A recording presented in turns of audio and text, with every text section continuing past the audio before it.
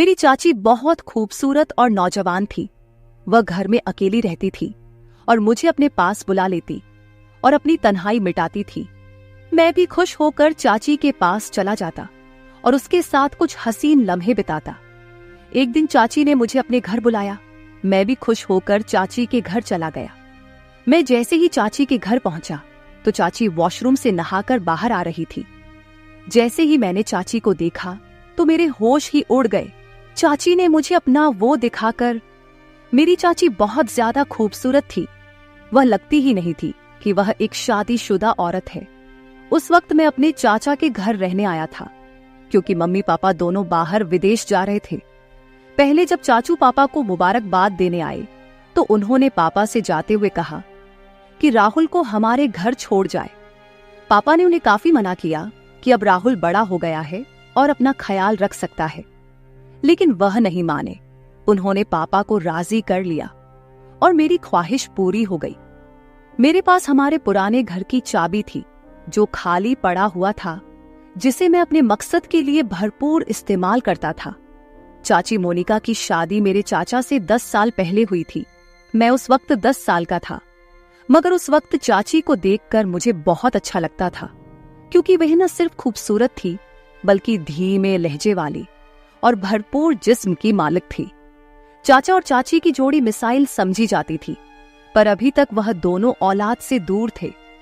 वह दोनों ने अपनी किस्मत समझकर सब्र कर लिया था। चाची और चाचू में बहुत ज्यादा प्यार था और मेरा अंदाजा था कि चाचा चाची की हर ख्वाहिश पूरी करते होंगे। शादी के बाद चाची का बदन बहुत दिलकश हो गया था। खूबसूरत तो वह पहले ही थी, मगर अब शरीर का हर हिस्सा अपनी तरफ झुकता हुआ महसूस होता था। उस वक्त जब चाची घर की सफाई कर रही थी और मैं टीवी देख रहा था, तब चाची ने मुझसे पूछा, राहुल बेटा, आज कॉलेज नहीं जाना क्या? तो मैंने दिल ही दिल में चाची को बेटा बुलाने पर बुरा मानते हुए कहा, नहीं चाची, सेमेस्टर खत्म हो गया है ना, इसलिए 1.5 महीने की छुट्टियां हैं। चाची ने सर हिलाया और झुककर मेज पर कपड़ा मारने लगी, पर चाची का वो सब देखकर समझ नहीं आ रहा था कि क्या करूं और क्या ना करूं। मुझे चाची के घर आए हुए 2 दिन गुजर चुके थे। रात को खाने की मेज पर चाचू ने चाची से कहा कि मुझे 20 दिन के लिए लाहौर जाना है। अगर मुझे ज्यादा दिनों के लिए बाहर जाना होता तो वह चाची को भी साथ ले जाते, मगर इस दफा मैं चाची के घर पर था तो उन्होंने अकेले जाना ही मुनासिब समझा। मैंने चाची का रूटीन और उनकी आदतों का अच्छी तरह से अभ्यास किया था।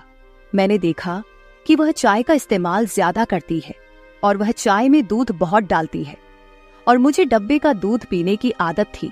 अगले दिन हम दोस्त आपस में मिलकर एक दूसरे के साथ मजाक कर रहे थे और मैं जो कुछ बकवास कर रहा था वह बहुत गलत था।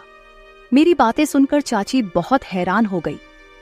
फिर उन्होंने मुझे अपनी आवाज देकर अपनी मौजूदगी का एहसास दिलाने की कोशिश की, लेकिन म्यूजिक की वजह से मुझे कुछ सुनाई नहीं दे रहा था। मेरी बकवास बातें काफी देर तक सुनती रही और फिर उठकर अपने कमरे में चली गई। थोड़ी देर बाद मैं चाची के पास गया और कहा, मुझे चाय पीनी है चाची। चाची ने मुस्कुराकर कहा, क्यों नहीं मेरे बच्चे, बस 2 मिनट में फ्रेश होकर आती हूँ, फिर बना देती हूँ। वह उठकर बाथरूम की तरफ चली गई। मैं गैलरी में आकर बैठ गया और सामने लॉन और फूलों को देखने लगा। एक फूल मुझे पसंद आ गया। मैंने उसे करीब जाकर देखा और फिर उसे तोड़ लिया। चाची मुझे आवाज दे रही थी। मैंने जवाब दिया, मैं बाहर हूं। तो वह हाथ में ट्रे लेकर बाहर आई जिसमें 2 कप चाय थी। उन्होंने 1 कप मुझे पकड़ाया और दूसरा खुद उठकर मेज पर रख दिया। मैंने वह फूल जो हाथ में पड़ा हुआ था चाची की तरफ बढ़ा दिया। चाची ने मुस्कुराकर फूल मेरे हाथ से ले लिया और कहा, शुक्रिया मेरे बच्चे। मेरे सारे अरमानों पर पानी पड़ गया था। मैंने चाची की तरफ देखा और कहा, चाची बोर नहीं होती आप सारा दिन घर में रह रहकर? मैं तो बोर हो गया हूं, हम कहीं बाहर घूमने चलते हैं। चाची ने कहा, नहीं समीर, मैं तो तुम्हारे चाचा के साथ हर जगह जाती हूं, लेकिन मैं उनके बगैर कहीं नहीं जाती। मैं खामोश होकर चाय पीने लगा। रात के खाने के बाद मैंने एक मूवी लगाई और बैठकर देखने लगा। चाची भी मेरे पास आकर बैठ गई और मूवी देखने लगी। चाची ने जब देखा कि यह वही बकवास हो रही है जो मैं दोपहर को गेम खेलते वक्त कर रहा था, तो उन्होंने कहा, अच्छा, तो ये सारी बकवास बातें तुमने यहाँ से सीखी है। वह बोली, बेटा ये तो बहुत गलत बात है, तुम बहुत ही गलत भाषा इस्तेमाल करते हो। शर्म से मेरे पसीने छूट गए। चाची ने फिर से कहा कि मैं तुम्हारे पापा से बात करूंगी कि तुम पर नजर रखें, तुम हाथ से निकलते जा रहे हो। मैंने नजर उठाकर देखा और चाची से कहा, गलती हो गई चाची, मुझे माफ कर दे। पर क्या करूं, सभी लड़के इसी तरह की मूवी देखते हैं, मुझे भी उन्हें जवाब देना होता है, तो इस तरह की बातें मुंह से निकलती हैं। मेरी बात सुनकर चाची हंसने लगी और बोली कि डरो मत, मैं किसी से कुछ नहीं कहूंगी, मुझे पता है कि तुम लड़के किस तरह की बातें करते हो। अच्छा ठीक है, और कोई मूवी लगाओ, ये क्या लगाया हुआ है। तब जाकर मेरी सांस में सांस आई और मैंने चाची से पूछा कि चाची मैं कौन सी मूवी लगाऊं। उन्होंने कहा कि कोई इंडियन मूवी लगाओ। मैंने कोई इंडियन मूवी लगा दी। चाची मूवी देख रही थी और मैं चोरी चोरी चाची को देख रहा था। चाची ने अपनी एक टांग उठाकर दूसरी टांग पर रखी और सोफे की टेक और बाजू से लगकर आराम से बैठ गई। फिर मैंने भी अपनी एक टांग उठाकर अपनी दूसरी टांग पर रखी। मुझे लगा कि चाची ने मेरी इस हरकत को नोट किया है और उनके चेहरे पर हल्की सी मुस्कुराहट आ गई। मैं भी चाची की तरह दूसरे कोने पर बैठा हुआ था। फिर चाची ने मुस्कुराते हुए अपनी पोजीशन सही की और मैंने भी उनको देखा और सही होकर बैठने में ही बेहतर समझा। चाची हंसने लगी और बोली, राहुल तुम मेरी नकल उतार रहे हो। मैंने उनकी तरफ देखकर सर हिलाया तो उन्होंने थोड़ा सा गुस्सा करते हुए कहा, तुम मुझे क्यों तंग कर रहे हो। मैंने मुस्कुराकर कहा, आपको तंग करना मुझे अच्छा लगता है। वो बोली, क्यों। मैंने फौरन कहा, कितने दिन हो गए हैं ना, किसी की डांट खाई है ना किसी से जूते, ऊपर से आप बहुत ही बोर है। मेरी बात सुनकर उनके माथे पर बल पड़े थे। उन्होंने कहा, राहुल क्या मैं वाकई बोर हूं। तो मैंने कहा, पता नहीं अकेला रहकर मेरा क्या होगा। चाची ने मुस्कुराते हुए कहा, तुम्हें मार खानी है तो मैं देती हूं। वो मुझे कोई मासूम सा शरारती बच्चा समझ रही थी और ये बात मेरे फायदे की थी। शायद इसी तरह की फिजूल बातें करते करते चाची मुझे काफी नजदीक हो गई। जब रात के 11 बजे उनके मोबाइल पर चाचू का फोन आया, वह उठकर अपने कमरे में चली गई। मैंने भी थोड़ी देर मूवी देखी और टीवी बंद किया और अपने कमरे की तरफ जाने लगा। तभी मुझे चाची के कमरे से चाची की आवाज आई, यार बहुत मिस कर रही हूं आपको, पता नहीं कैसे गुजरेंगे ये दिन। पता नहीं दूसरी तरफ से क्या कहा गया, मगर जो बात चाची ने कही थी वह मेरे लिए किसी सरप्राइज से कम नहीं थी। सुबह मैं जल्दी उठा और फ्रेश होकर किचन की तरफ गया। किचन में कोई नहीं था। मैंने चाची के कमरे की तरफ जाकर देखा तो दरवाजा बंद था, यानी चाची सो रही थी। मैंने किचन में जाकर अपने लिए चाय बनाई और फिर कुछ स्लाइस गर्म करके मेज पर बैठकर नाश्ता करने लगा। मैं नाश्ता कर रहा था, तभी चाची के कमरे का दरवाजा खुला। वह बाहर निकली।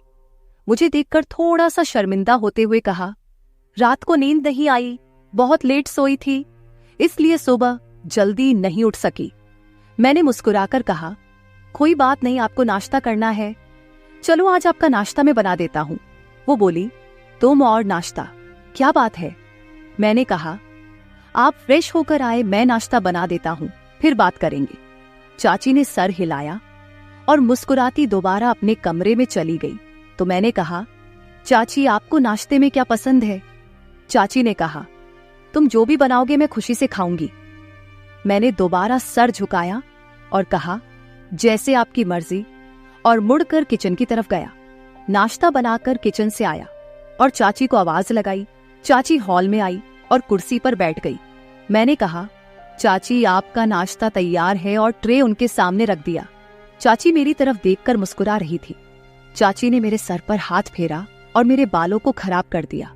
मैंने चाची का हाथ पकड़ लिया जो मेरे सर पर था और कहा, चाची आपने मेरे बालों का स्टाइल खराब कर दिया। चाची ने प्यार से मेरे गाल पर एक हल्का सा थप्पड़ लगाया और कहा, कुछ खराब नहीं हुआ, आराम से बैठो और नाश्ता करो। चाची ने नाश्ता किया और कहा कि राहुल तुम्हारा बहुत शुक्रिया, चलो हम दोनों पक्की दोस्ती करते हैं। आज बहुत दिनों के बाद मैं इस तरह हंसी हूं और इतना अच्छा नाश्ता किया है। मैंने मुंह बनाकर कहा, तो क्या हुआ चाची, क्या मैं आपका दोस्त नहीं हूं? चाची ने मेरे गाल पर चुटकी काटी और कहा, दोस्त हो पर कच्चे वाले, आज पक्की वाली दोस्ती करते हैं। मैंने अपने गाल मलकर कहा, यार आप आंटियों की तो ये बहुत गंदी आदत होती है, गाल ही लाल कर देती है। चाची मुस्कुराने लगी और दोनों हाथों को मेरे कानों की तरफ बढ़ाया तो मैं भागने लगा। चाची हंसते हुए मेरे पीछे भागने लगी और कहा, रुक, तुम्हें मार लगाती हूं। मैं रुक गया और अपनी कमर पर हाथ रखकर सांस लेते हुए चाची के पास गया।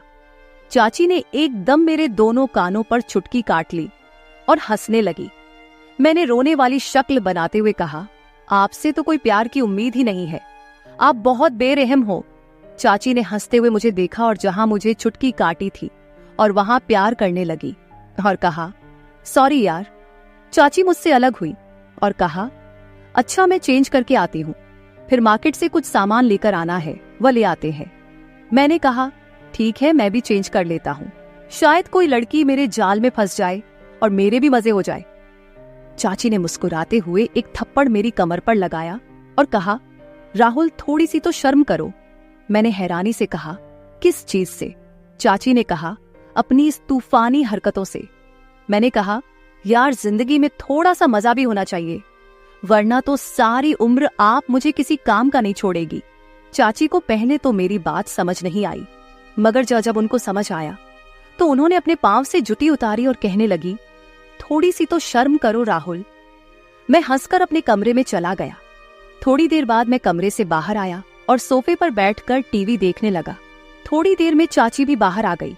जब वह बाहर निकली तो मेरी सांस ऊपर के ऊपर और नीचे की नीचे रह गई। सफेद कलर की कमीज पर नीचे जीन्स में चाची को देखते हुए कहा, मैडम जी का क्या इरादा है? चाची ने पहले अपने आप को देखा और फिर मुझे देखते हुए हैरानी से कहा, क्यों, क्या हुआ? मैंने दिल पर हाथ रखते हुए कहा, मैडम आपके दीवाने शहर में 1000 होंगे, मगर इतनी सुबह दुकान कौन खोलेगा? चाची को अपनी गलती का एहसास हो गया और बोली, ठीक कह रहे हो। मैंने कहा, मैडम जब आप बाहर निकलती होगी तो लोग आपको ही देखते होंगे। चाची ने मुस्कुराते हुए कहा, राहुल थोड़ी सी शर्म कर, मैं तेरी चाची हूं। मैंने भी सर झुकाकर कहा, ठीक है चाची। तो वह हंसने लगी और मेरे पास बैठते हुए कहा, बाज नहीं आओगे फ्लर्ट करने से। मैंने उनकी तरफ देखते हुए कहा, कौन बदकिस्मत आपसे फ्लर्ट करना चाहता है? चाची ने मुस्कुराते हुए कहा, माफ कर यार। थोड़ी देर की खामोशी के बाद चाची मेरे करीब आई और बोली, सच में तेरी कोई गर्लफ्रेंड नहीं है? मैंने उनकी तरफ देखा और कहा, कोई आप जैसी मिली ही नहीं, वरना उसे गर्लफ्रेंड क्या अपनी लाइफ पार्टनर बना लेता, चाहे पापा को समझाना पड़ता। चाची ने मुस्कुराते हुए कहा, मैं अच्छी लगती हूँ आपको? तो मैंने भी फिर किसी आशिक की तरह सर झुकाकर हल्का सा कहा, बहुत ज्यादा चाची। चाची ने कहा, तू बाज नहीं आएगा। चाची ने कहा, राहुल दूध ले आओ, खत्म हो गया है। मैंने सर हिलाया और मार्केट की तरफ चला गया। वापस आकर दूध के बर्तन को फ्रीजर में रखा और चाची को बताने उनके कमरे में गया। पर सामने जो मंजर था वह पागल कर देने के लिए काफी था। चाची शायद नहाकर निकली थी और यह वक्त मुझ पर कहर बरसा रहा था और मेरी हालत ऐसी हो गई थी कि टांगों में जान ही ना रही। मैं पलटने ही वाला था कि चाची ने आवाज देकर पूछा, ले आए हो दूध? मेरे हलक से तो जैसे आवाज ही नहीं निकल रही थी। मैंने सर हिलाया तो चाची आहिस्ता आहिस्ता कदमों से चलती हुई मेरी तरफ आई और मेरे चेहरे के नीचे हाथ रखकर कहा, क्या हुआ राहुल? मैंने चेहरा ऊपर उठाया और उनकी आंखों में देखते हुए कहा, कुछ नहीं चाची। चाची ने मेरी आंखों में देखा और कहा, राहुल सच सच बताओ, मेरा इस तरह तुम्हारे सामने आना अच्छा है क्या? मैंने सर हिलाया और दोबारा सर झुकाकर कहा, अगर आपको लग रहा है कि मैं आपकी तरफ अट्रैक्ट हो रहा हूं तो आप गलत है चाची। चाची, आपका जिस्म आपकी मोहब्बत के इजहार का जरिया है, लेकिन यही सब कुछ ठीक नहीं है। चाची ने एक लंबा सांस लिया और मुझे इस तरह देखा जैसे मैं दीवाना हूं। मैंने दोबारा सर उठाया और कहा, पर मैं यह भी नहीं चाहता कि आप थोड़ी देर के लिए मुझे अपनाएं और फिर जिंदगी भर के लिए मुझे अपने दीदार से महरूम कर दे। चाची के लिए बहुत नाजुक निर्णय था। फिर वह एक तरफ बेड पर बैठ गई और कहा, मेरे पास आओ और यहां बैठो। मैं आराम से चलता हुआ उनके पास बैठ गया। उन्होंने मेरा हाथ पकड़कर अपने दूसरे हाथ पर रखा और कहा, समीर जो मिल जाए उस पर शुक्र करना चाहिए। चाची के जहन में क्या चल रहा था और उस वक्त वहां से मैदान जंग छोड़कर भाग जाने वाली बात थी। मैं सुकून से कमरे में वापस आ गया। तभी मुझे लगा कि चाची अंदर रो रही है। उनकी सिसकने की आवाज बाहर तक आ रही थी। मैं दरवाजे के पास गया और कहा कि आप ठीक है? अंदर से कोई जवाब नहीं आया, बस सिसकने की आवाज बंद हो गई। मैंने फिर पूछा, चाची क्या बात है, आप क्यों रो रही है? अंदर से आवाज आई, राहुल मैं थोड़ी देर के लिए अकेली रहना चाहती हूँ, प्लीज अपने रूम में चले जाओ। मैंने कहा, ठीक है, आप ठीक तो है ना? चाची ने कहा, मैं ठीक हूं। मुझे कुछ समझ नहीं आ रहा था कि आगे क्या करना चाहिए। मैं जल्दी से वापस आ गया। फिर कुछ देर बाद चाची भी फ्रेश होकर बाहर आई और मुझसे माफी मांगने लगी। उस दिन के बाद से मैंने चाची का बहुत ज्यादा ख्याल रखना शुरू कर दिया, क्योंकि वह बहुत ज्यादा तन्हाई का शिकार हो गई थी और मुझसे प्यार करने लगी थी। मैंने फोन करके चाचू को वापस बुला लिया। चाची जवान और खूबसूरत औरत थी, इसलिए वह अपनी तन्हाई को मिटाने के लिए बहुत ज्यादा तरस गई थी। लेकिन यह शुक्र है कि हम दोनों में इस तरह का कुछ भी नहीं हुआ। कुछ दिन मैंने और चाची के घर गुजारे और फिर मेरे मम्मी पापा घर वापस आ गए और मैं अपने घर वापस चला गया। मेरा सभी लोगों को यही कहना है कि हमेशा घर में किसी के सहारे अपनी बहन या बीवी को अकेले छोड़कर ना जाए, क्योंकि अकेलेपन से जूझ रहा इंसान कभी भी गलत रास्ते पर जा सकता है। लिहाजा ये काम करने से पहले 1000 बार सोचे, क्योंकि आप लोगों के घर टूट सकते हैं। मर्दों को गुजारिश है कि वह अपनी बहन या बीवी को किसी के भरोसे छोड़कर ना जाए। तो मेरे प्यारे दोस्तों, यह थी हमारी आज की छोटी सी कहानी। आपको यह कहानी कैसी लगी कमेंट करके जरूर बताएं। अगर आप ऐसी ही और भी इंटरेस्टिंग और रोमांटिक कहानियां सुनना चाहते हो तो चैनल को सब्सक्राइब जरूर कर ले और बेल आइकॉन ऑन कर ले, ताकि आपको मेरी हर कहानी समय पर मिल सके। कल मिलेंगे एक और नई कहानी के साथ। धन्यवाद।